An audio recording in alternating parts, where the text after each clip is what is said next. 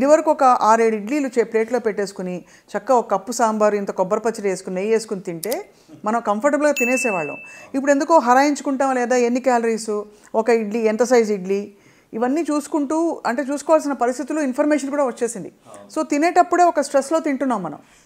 So how do you approach food from the perspective of long term ailments like cancer? అంటే ఫుడ్లో balance is most important and choices is most important. ఫండమెంటల్గా చెప్పాలంటే green leafy vegetables, fruits, 4 to 5 servings of fruits in your meals is going to do lot of good అండి. అంటే ఇందాక మనం tobacco గురించి మాట్లాడాం కదా, అట్లానే ఫ్రూట్స్ అండ్ వెజిటబుల్స్ పర్సే ఒక 20% క్యాన్సర్స్ తగ్గిస్తాయి. ఓహో, అమేజింగ్. దాంట్లో ఉన్న యాంటీ ఆక్సిడెంట్స్ కానివ్వండి, దాంట్లో ఉన్నటువంటి ఒక న్యూట్రియంట్స్ కానివ్వండి, they fight cancer causing substances or cancer ప్రారంభం అయితే కూడా దాన్ని ఫైట్ చేస్తాయి. సూపర్ ఫుడ్స్ నిజంగా సూపర్ ఫుడ్స్ అయినా సార్? మొరింగా పౌడర్ అని, అంటే మినగాకు తీసి ఇంకేంటది అలాగే రకరకాలు వచ్చాయి ఈ మధ్యకాలంలో, వీట్ గ్రాస్ ఒకటి. Are these truly super foods? As an oncologist do you subscribe to that at all? You don't. So basically మనం ఏదైనా సహజ సిద్ధమైన పద్ధతుల్లో మంచి వ్యాయామంతో ఫిజికల్ యాక్టివిటీ మీరు చెప్పారు చాలా ఇంపార్టెంట్. వారానికి 30 minutes చొప్పున పర్ డే 4 days చేసిన చాలు. 120 minutes of physical activity per week చేస్తే చాలా జబ్బులు రాకుండా చూసుకోవచ్చు. నాట్ జస్ట్ క్యాన్సర్, డయాబెటీస్ కానివ్వండి, హైపర్ టెన్షన్, కార్డియాక్ ఇష్యూస్ అన్నీ. Even mental health will be much better అండి. మనం productivity will be much better. నేను ఒకరోజు జిమ్కి వెళ్ళకపోతే, వాక్ చేయకపోతే ఆ రోజు నా ప్రొడక్టివిటీ తక్కువగా నాకు తెలిసిపోతుంటుంది. సో ఫిజికల్ యాక్టివిటీ అనేది నిజంగా అంటే పోస్ట్ కోవిడ్ ఎక్కువ మంది ఇంకా స్క్రీన్ అడిక్షన్ ఎక్కువ అయిపోయింది. ఇప్పుడు అన్నీ కూర్చుని చోట వస్తున్నాయి కదండి, మీకు స్విగ్గీలు, జొమాటోలు, ఎక్కడ బయటికి వెళ్ళి ఎక్కడికి వెళ్ళక్కర్లేదు కూడా, కూర్చుని చోట అన్నీ వచ్చేస్తున్నాయి. సో ఐ థింక్ శారీరక వ్యాయామం అనేది చాలా simplest and easiest way for good health. అంటే మంచి ఆరోగ్యం కోసం ఎక్స్పెన్సివ్ ఏమీ మనం చేసే అవసరం లేదు. ఫుడ్ చాయిసెస్, ఏమంటే physical activity, right, drink lots of water, ఇవన్నీ దీనికి ఖర్చుతో లేని పని ఇది. కానీ ఇవి చెయ్యం మనం.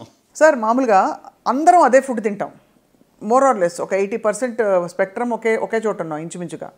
కానీ కొంతమందికే క్యాన్సర్ వస్తుంది. ఆ కొంతమందిలో ఈ క్యాన్సర్ కణాలని ప్రేరేపించడానికి ఏ లక్షణాలు ఉంటాయి? Is it genetics? Is it something else that invites cancer?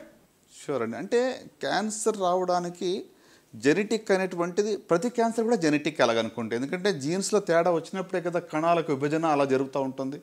కానీ ఇది జన్యుపరంగా వచ్చిందా, హెరిడిటరీ అంటాం. సో హెరిడిటరీ అంటే మీకు వంశపారంపర్యంగా కుటుంబంలో వచ్చేటువంటిది. దాని యొక్క రిస్క్ అనేది 5 నుంచి 10% మాత్రమే ఉంటుంది. సో మిగతా 90 నుంచి 95% అనేటువంటిది మనకు నేచర్లో ఉన్నటువంటి మనం ఎక్స్పోజ్ అయినటువంటి కార్సినోజెన్స్ వల్ల మనకు వస్తూ ఉంటుంది. సో ఇప్పుడు మీరు అన్నారు ఏ ఫుడ్లో ఉన్న ఏ కార్సినోజన్ ఎప్పుడు ట్రిగర్ చేస్తుంది, ఇట్ డిపెండ్స్. ఇప్పుడు కొంతమంది ఏమంటారు దగ్గరికి వచ్చి, మా ఫాదరు 40 ఏళ్ళుగా స్మోక్ చేశారండి, ఆయనకి ఏ లంగ్ క్యాన్సర్ ఏం రాలేదు, ఎందుకు మానేయాలి? అవును, కరెక్ట్. చాలా కామన్ జస్టిఫికేషన్ మన కామెంట్స్లో కూడా పెడతారు సార్ ఇలాంటివి. అవును, కొంతమందికి రాలేదు అన్నంత మాత్రాన మనము దీనివల్ల వస్తుందని దాన్ని డిస్ప్రూవ్ చేయట్లేదు. 90% of the lung cancers direct related to smoking prove చేసాం. 10%లో మాత్రమే నాన్ స్మోకర్స్ కూడా లంగ్ క్యాన్సర్ రావచ్చు. అవును, correct. Okay, at the same time స్మోకర్స్లో రాలేదు అంటే దట్ డజంట్ మీన్ దట్ ఇంకా స్మోక్ చేస్తే ఏం కాదనేది కాదు. మనం దాన్ని you can't prove the other way round. So ఎందుకు వస్తుంది అంటే వాళ్ళలో ఆల్రెడీ ఒక ప్రిడిస్పోజిషన్ ఉండాలి. Over a period of time ఈ కార్సినోజెన్స్ రెగ్యులర్గా ట్రిగ్గర్ చేస్తాయి, క్యాటలిస్ట్గా పనిచేస్తాయి. ఈ కణాల యొక్క జెనెటిక్ చేంజ్ అంటే ఇప్పుడు ట్యూమర్ సప్రెసర్ జీన్ అని ఉంటుంది. అంటే ఒక కణాల విభజన జరగకుండా ఉండేటువంటి ఒక జీన్ ఉంటుంది, దాన్ని ఆల్టర్ చేస్తాయి. ఆల్టర్ చేసినప్పుడు అది సప్రెసింగ్ బదులు కీప్ డివైడింగ్ అంటుంది. అంటే ట్రాఫిక్ సిగ్నల్స్ ఫెయిల్యూర్ అయినట్టు అనుకోండి. Instead of green it says red.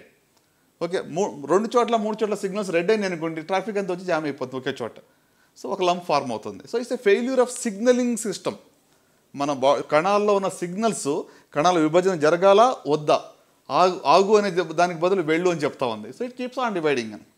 So అంటే ఇది it's triggered by various carcinogens, అంటే ఈ యొక్క క్యాన్సర్ కాజింగ్ సబ్స్టెన్సెస్, దానివల్ల జరుగుతూ ఉంటుంది. సార్ ఆటో ఇమ్యూన్ కండిషన్స్కి క్యాన్సర్కి ఏమైనా సంబంధం ఉందా?